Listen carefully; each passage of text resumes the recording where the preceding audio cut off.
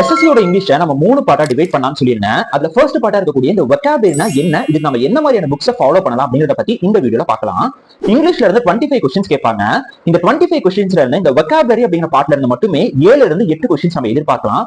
அந்த அளவுக்கு important and ரொம்ப நம்ம படிச்சோம்னா ஈஸியா ஸ்கோர் பண்ணக்கூடிய சப்ஜெக்ட்டுமே இந்த பார்ட் தான். இந்த வொக்காபுலரியில நிறைய சப்டிவிஷன்ஸ் இருக்கு.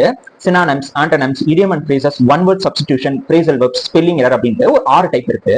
சோ இந்த 6 டைப் என்னென்ன அப்படிங்கறத ஒன் பை ஒன்னா நம்ம பார்க்கலாம். சினானிம்ஸ் அப்படின்னா ஒரு வேர்டுக்கான அர்த்தம் இல்ல அந்த வேர்டுக்கான இன்னொரு வேர்ட் அப்படிங்கறத தான் சினானிம்ஸ் சொல்லுவோம். சோ ஃபார் எக்ஸாம்பிள் இப்ப ஹாப்பி அப்படிங்கிறதுக்கு ஜாய்ஃபுல் அப்படின்னு இன்னொரு வேர்டு இருக்கு இல்லையா? சோ இதெல்லாம் தான் சினானிம்ஸ் அப்படின்னு சொல்லுவோம். அடுத்தது ஆண்டனிம்ஸ்னா ஒரு வேர்டுக்கு opposite word, good, bad, length, short இந்த மாதிரி வந்து ஆப்போசிட்டா இருக்கக்கூடிய வேர்ட்ஸ் தான் நம்ம ஆண்டனிம்ஸ் சொல்லுவோம். இடியம் அண்ட் ஃப்ரேசஸ்னா தமிழ்ல மரபுச்சொற்கள்னு சொல்லுவோம் இல்லையா? ஒரு விஷயத்த நம்ம ஷார்ட்டா ஒரு சென்டென்ஸ் யூஸ் பண்ணி சொல்லலாம். சோ ஃபார் எக்ஸாம்பிள் இப்போ எனக்கு இந்த ஒரு விஷயம் வந்து ரொம்ப ஈஸி, நான் ஈஸியா பண்ணிடுவேன் அப்படிங்கறத a piece of cakeன்னு சொல்லுவோம். சோ இந்த மாதிரி நம்ம ரொம்ப ஷார்ட்டா சொல்றதெல்லாம் தான் இடியம் அண்ட் ஃப்ரேசஸ்ன்னு சொல்லுவோம். அடுத்தது ஃப்ரேசல் வெர்ப்ஸ். லுக்கிங் ஃபார்வர்ட், நான் ரொம்ப ஆர்வமா எதிர்பார்த்துட்டு இருக்கேன். கிவ் அப், நான் அதை கைவிடுறேன் அப்படிங்கிற மாதிரி சொல்றோம் இல்லையா? இதெல்லாம் தான் ஃப்ரேசல் வெர்ப்ஸ். அடுத்தது ஒன் வேர்ட் சப்ஸ்டிடியூஷன் அப்படின்னா ஒரு பெரிய சென்டென்ஸ்க்கு ஒரே ஒரு வேர்ட்ல நம்ம அந்த அர்த்தத்தை சொல்லிடலாம்.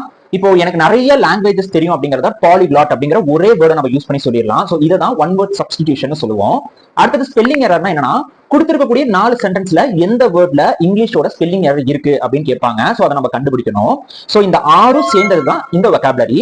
இந்த வொக்காபுலரி பார்ட் அப்படிங்கிறது ரொம்ப ஈஸி, நீங்க படிச்சீங்கன்னா டக்கு டக்குன்னு ஆன்சர் பண்ணிட்டு போயிட்டே இருக்கலாம். சோ இதுக்கு நம்ம என்ன புக்ஸை ஃபாலோ பண்ணலாம் அப்படின்னா பிளாக் புக் ஆஃப் இங்கிலீஷ் வொக்காபுலரின்னு சொல்லக்கூடிய இந்த புக் தான்.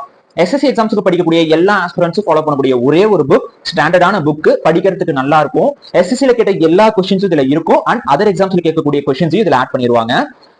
எனக்கு தெரிஞ்சு இந்த ஒரு புக் மட்டுமே போதும் வொக்காபுலரி பார்ட்ல ஃபுல் மார்க் ஸ்கோர் பண்றதுக்கு. அண்ட் இந்த புக்கை வந்து வருஷம் ஒரு எடிஷன் ரிலீஸ் பண்ணுவாங்க. நான் வச்சிருக்கிறது வந்து மார்ச் 2023 எடிஷன். சோ இப்போ நீங்க வாங்குற மாதிரி இருந்தா மார்ச் 2026க்கு வாங்கிக்கோங்க. சோ நான் என்ன பண்ணுவேன், இந்த 2023 ஃபுல்லா படிச்சுட்டு இதுக்கப்புறம் வரக்கூடிய ப்ரீவியஸ் கொஸ்டின் பேப்பர் படிச்சாலே போதும், நான் ஈஸியா ஸ்கோர் பண்ணிடலாம். நீங்க வாங்குற மாதிரி இருந்தா 2026 எடிஷன் வாங்கிக்கோங்க. பிளிப்கார்ட் அண்ட் அமேசான் ரெண்டுத்துலயுமே இருக்கும். அரௌண்ட் ஒரு 400 வரும், அவ்வளவுதான் வரும். அண்ட் வாங்கினா ஒர்த்து, சூப்பரா படிக்கலாம், வொக்காபுலரியில ஃபுல் மார்க் ஸ்கோர் பண்ணலாம். அடுத்தது இந்த கிராமர் பார்ட் அண்ட் அதுக்கு நம்ம என்ன புக்ஸ் யூஸ் பண்ணலாம் அப்படிங்கறத அடுத்த வீடியோல சொல்றேன். தேங்க்யூ.